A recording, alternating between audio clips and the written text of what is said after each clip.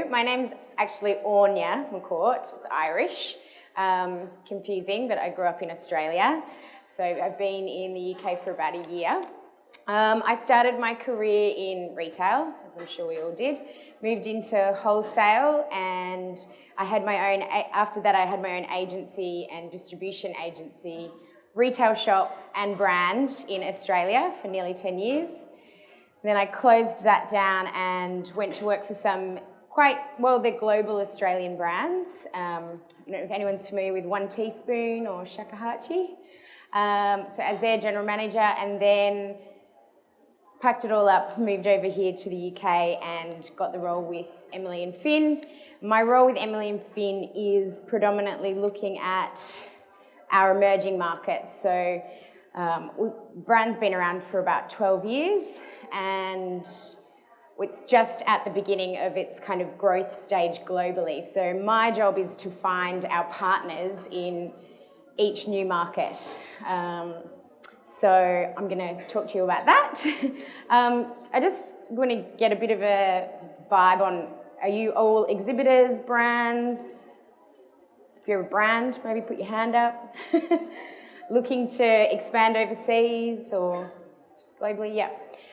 So the first thing when I was thinking about what to talk about today was the importance of actually understanding who you are at home and what your story is as a brand. Because, you know, when you go to these international trade shows and you're meeting partners that you want to help grow your brand, you need to have your kind of unique selling point, who you are, where you came from, your story really clear, because they need to be able to go on to sell that to your wholesalers, and then ultimately your end customers. So without that, it makes things really tough. And I actually have always said when I was an agent that a brand without a story isn't a brand, it's a label. And people drop labels all the time, but they don't drop brands. So that's the first most important thing, I think. Who you are, what's your, with Emily and Finn, it became really apparent. Does everybody know Emily and Finn? Totally, you're going to come and see me today, right? J24. So with Emily and Finn, it became really apparent really quickly that they had this really strong British heritage, and that their fit process was unlike anything I'd seen before. It could go through 7 fits before we decided on the final garment. And the prints, the colours and the prints were really, really strong. So that's our unique selling point, and that's what when I'm meeting agents and distributors, that's what I'm going out to selling.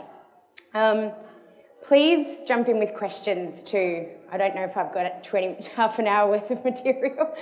So the next thing is, I guess, how we get into these markets.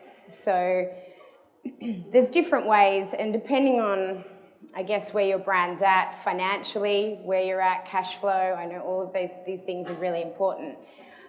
You can look at an agent as a partner and a distributor. Does everybody know the difference between the agent and distributor? Yeah. If you don't, agent basically will take the order, give you the order, your customer will pay you, and then you pay the agent a commission on that sale. A distributor will give you one bulk order. He'll have taken all the orders in the territory that he represents. He'll give you one bulk order and you deliver to him, and he gets a bigger discount for that. But he looks after all the freight, he collects all the money. So that's another way of looking at it. There's other, you could look at joint ventures and licensing. But I mean, for us as an independent UK brand, we're looking for agents and distributors. That's really how we're entering new territories and building the brand there. So how do you meet agents and distributors? That's $1 million question. These guys are like key partners that you really need to understand and sell your brand the way you would. A lot of the ways I've done it is trade shows like this. Visiting trade shows, meeting the organisers, getting them to give me a bit of a tour of the trade show, and then telling them what we're looking for. I've met some really great agents doing it that way. Desk research, good old Google, it's amazing. Most agents and distributors that are reputable have an online presence. Another way to enter a new market is also your online business.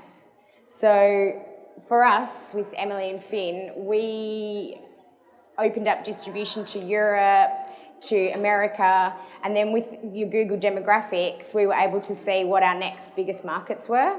So for us, we knew, okay, Germany's next. You know, we've got lots of German customers. So that was an area that we look at. So then we would attend the German trade shows, try to get introduced to agents and distributors.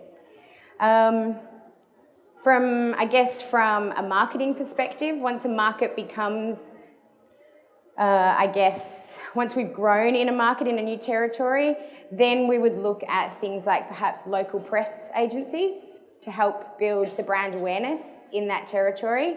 Obviously, that's a cost to the business that you have to consider, but you know, I know the likes of ASOS have got, if you look on their social media, they have an ASOS Australia Instagram account, and then they have an ASOS France Instagram account, which is specific to those territories, and it speaks to their cultural references, it speaks in their language.